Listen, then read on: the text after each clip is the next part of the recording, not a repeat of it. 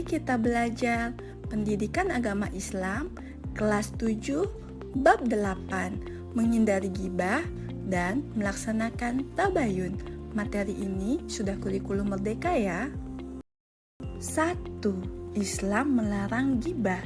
Ghibah berarti menggunjing, membicarakan kejelekan dan kekurangan orang lain. Pada ghibah terdapat pembicaraan mengenai kejelekan atau aib orang lain. Apabila dia tahu, dia tidak menyukainya. Islam melarang umatnya untuk ghibah. Ghibah diibaratkan memakan daging saudaranya sendiri yang telah mati.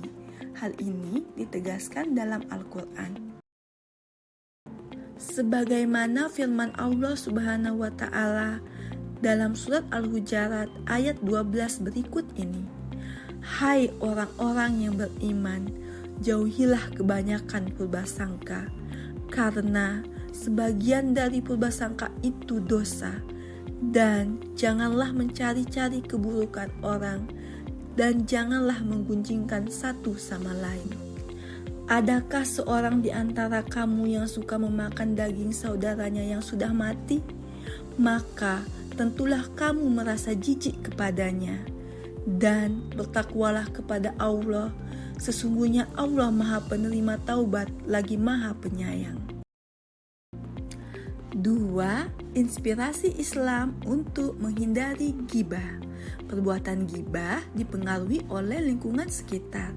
Agar kalian terhindar dari perilaku jelek ini, perlu diketahui penyebab terjadinya ghibah, antara lain A. Membicarakan keburukan orang lain dengan keinginan mengangkat derajatnya sendiri.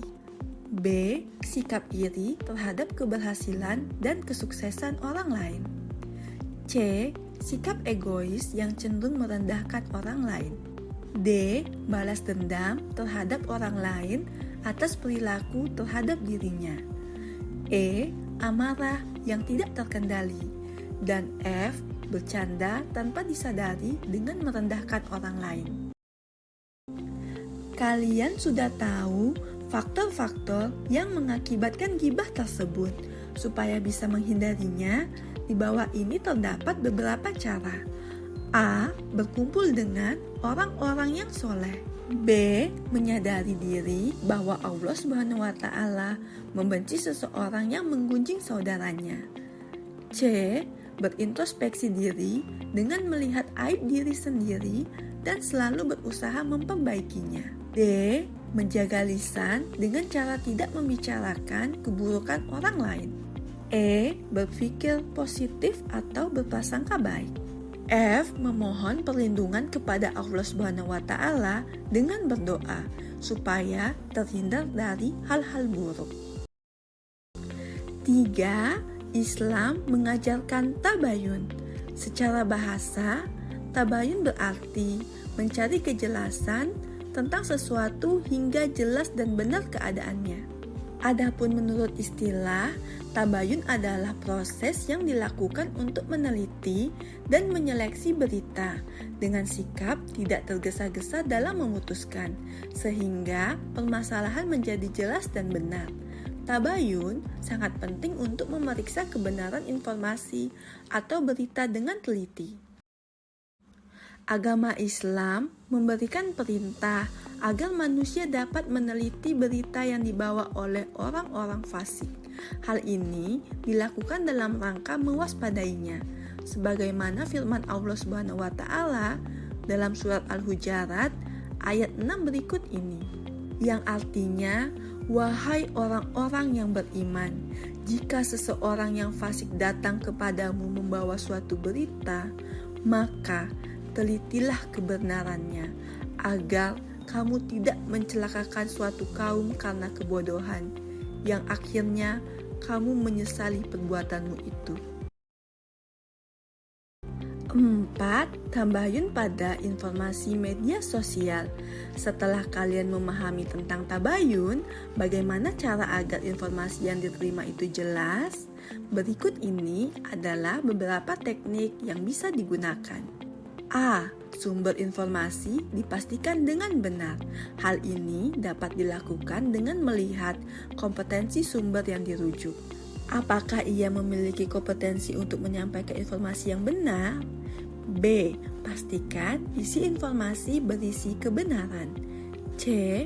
Pastikan tempat dan waktu informasi yang diperoleh adalah benar. Informasi yang menyebar di kalangan remaja dipandang cepat akibat media sosial. Penggunaan media sosial juga memiliki dampak negatif. Dampak negatif itu diantaranya adalah A. Kebebasan informasi. Contohnya, dalam internet dapat ditemukan informasi yang seharusnya belum layak dikonsumsi remaja. B. Sikap sosial yang melemah. Karena kesibukan mengakses berbagai media sosial menyebabkan interaksi dalam lingkungannya mulai berkurang. C. Kelalaian dalam kewajiban agama. Karena kesibukan dalam bermedia sosial sehingga mengabaikan waktu yang sangat berharga untuk beribadah. Tabayun sangat berarti untuk menangani berita hoaks. Pengguna yang mudah menerima berita hoaks akan merugikan dirinya sendiri dan pihak lain. Bagaimana cara agar kalian tidak tertipu berita hoaks? Berikut ini adalah beberapa teknisnya. A. Hati-hati dengan judul provokatif dengan cara mencari referensi berupa berita serupa dari situs online resmi. B. Cermatilah alamat URL situs untuk informasi yang diperoleh dari website atau mencantumkan link. C. Periksa fakta, yaitu dengan memperhatikan sumber berita berasal dari mana dan oleh siapa disebarkan. D. Cek keaslian foto, karena konten berupa teks juga foto dapat dimanipulasi, sehingga kita harus mengecek keasliannya.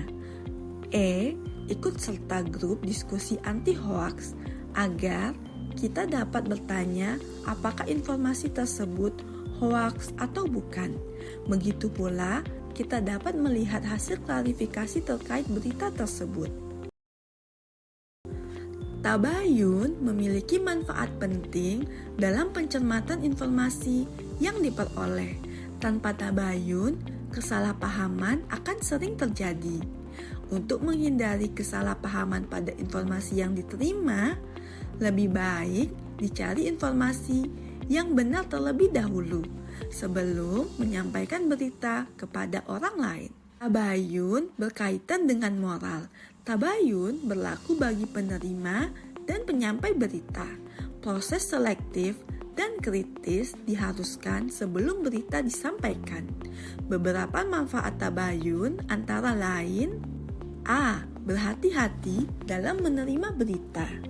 B. Menghargai orang lain sehingga tidak terjadi kesalahpahaman.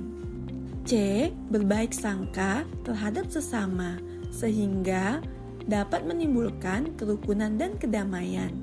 D. Persatuan dan kesatuan dapat terjaga baik di lingkungan keluarga, sekolah, dan masyarakat sekitarnya. E. Menciptakan kerukunan dan kedamaian di masyarakat.